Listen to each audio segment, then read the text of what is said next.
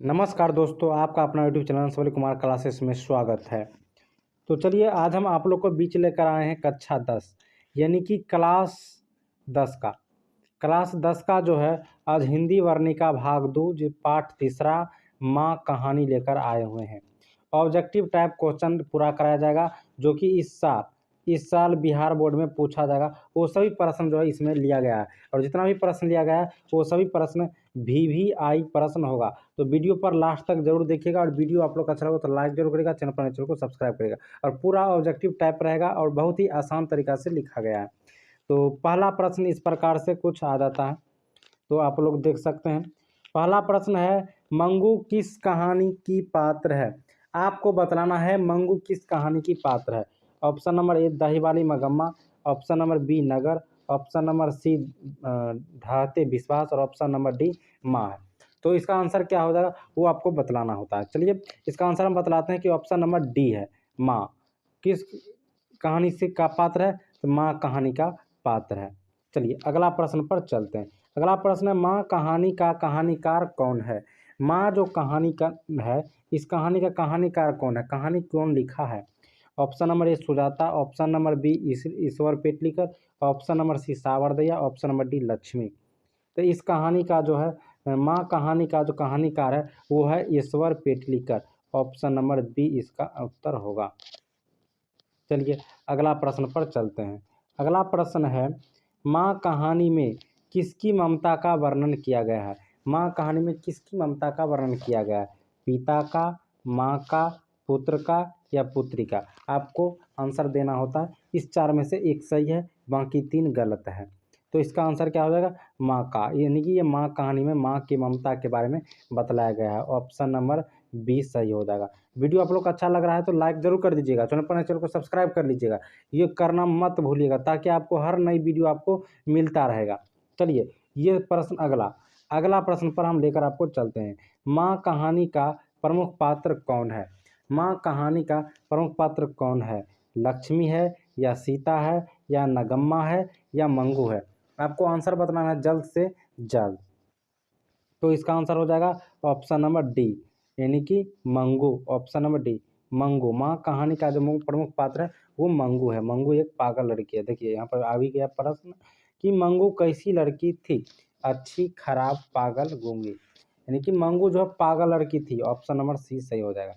मंगू कैसी लड़की थी? मंगू पागल लड़की थी। अगला प्रश्न पर चलिए हम चलते हैं। अगला प्रश्न है, माँ किस भाषा की रचित कहानी है? माँ कहानी जो है वो किस भाषा का रचित कहानी है? बंगला, उड़िया, गुजराती, राजस्थानी, किस भाषा का रचित कहानी है वो आपको आंसर बतलाना है।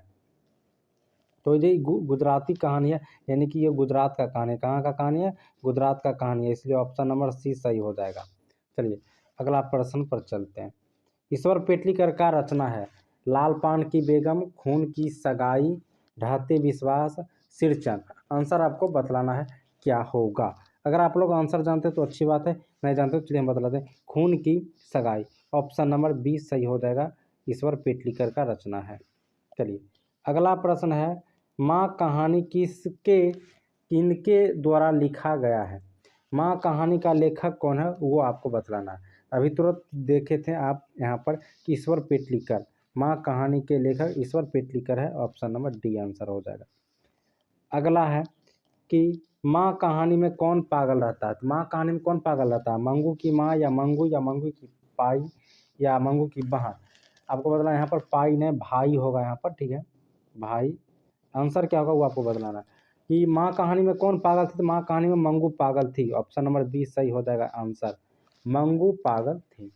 चलिए अगला प्रश्न पर चलते हैं। अगला प्रश्न है, किसके पागलपन के सुधार देख मंगू की माँ अस्पताल जाने की सलाह दे रहे थे? तो आंसर क्या होगा? कुसुम को। ऑप्शन नंबर ए सही हो जाएगा, कुसुम को। चलिए अगला प्रश्न पर चलते हैं। अगला प्रश्न है, मंगू की उम्र कितनी थी? मंगू की उम्र कितनी थी? ऑप्शन नंबर ए 10 वर्ष, 11 वर्ष, 12 वर्ष या 13 वर्ष। आंसर आपको बतलाना है कि मंगू की उम्र कितनी थी। मंगू की उम्र 12 वर्ष थी, यानी कि ऑप्शन नंबर सी सही हो जाएगा। चलिए अगला प्रश्न पर चलते हैं। मंगू की माँ को कितने पुत्र थे? मंगू की माँ को कितने पुत्र थे वो आपको बतलाना है। मंगू की माँ को कितने पुत्र थे? 1 2 3 4। कितने पुत्र थे वो आपको बतलाना है। मंगू की माँ को 2 पुत्र थे। ऑप्शन नंबर बी सही हो जाएगा। अगला प्रश्न है इस प्रकार कि मंगू किस अस्पताल में भर्ती होती है? मंगू जिस अस्पताल में भर्ती होती है वहाँ का कर्मचारी है। वहाँ का कर्मचारी कैसा है? व्यवहार कुशल, अव्यवहारिक, कठोर संभावना, अनुभवी। कैसा है वहाँ का जो कर्मचारी है वो कैसा? तो व्यवहार कुशल है। वो व्यवहार कुशल कर्मचारी है। मंगू जिस अस्पताल में गए तो सकता है। ऑप्शन नंबर ए सही हो जाएगा। चलिए अगला प्रश्न पर चलते हैं। अगला प्रश्न,